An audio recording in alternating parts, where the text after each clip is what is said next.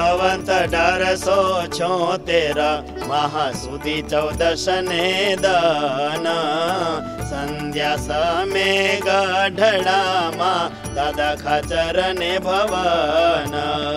શ્રી વાસુદેવ નારાયણના મંદિરની આગળે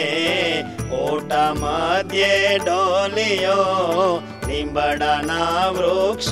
તળે પોતાના મુખારવિંદ આગે બે દેવી બળે કંઠ વિશે પીળા ફૂલનો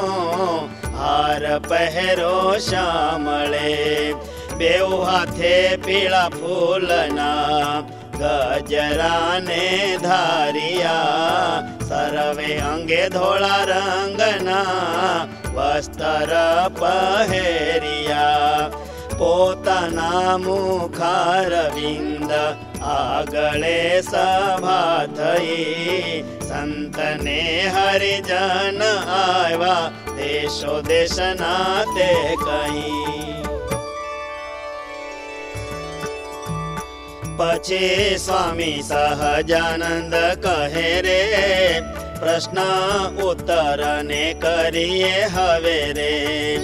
કહે બ્રહ્માનંદ સ્વામી જે જતી રે ભગવાન વિશે રાખીએ વૃત્તિ રે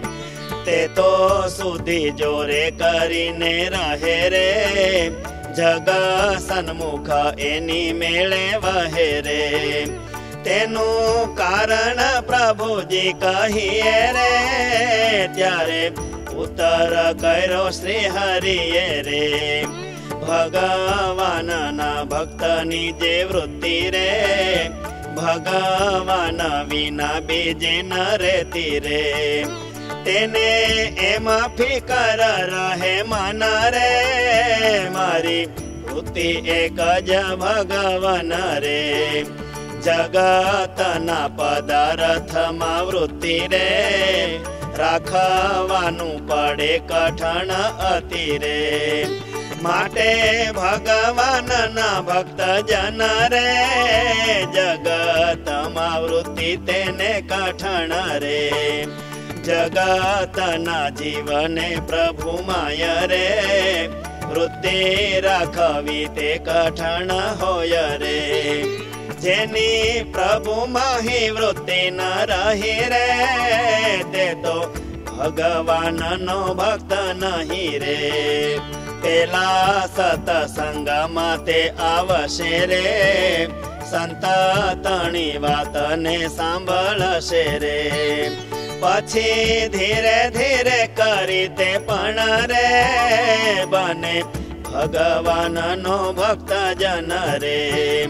પછી બ્રહ્માનંદ સ્વામીએ પૂછ્યું રે એવી વૃત્તિ રાખા સાધન કયું રે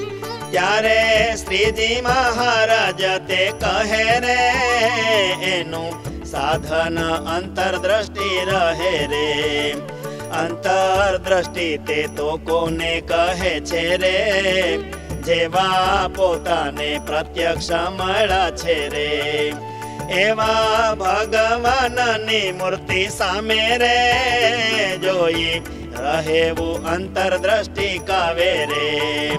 મૂર્તિ વિના ષટ ચક્ર દેખાય રે કાં તો ગોલોક વૈકુંઠ પેખાય રે પ્રગટ મૂર્તિ વિના જો ધામ કહી રે તોય અંતરદ્રષ્ટિ તે તો નહીં રે ભગવત મૂર્તિ ને અંતર રે સામું જોઈ રહેવું નિરંતર રે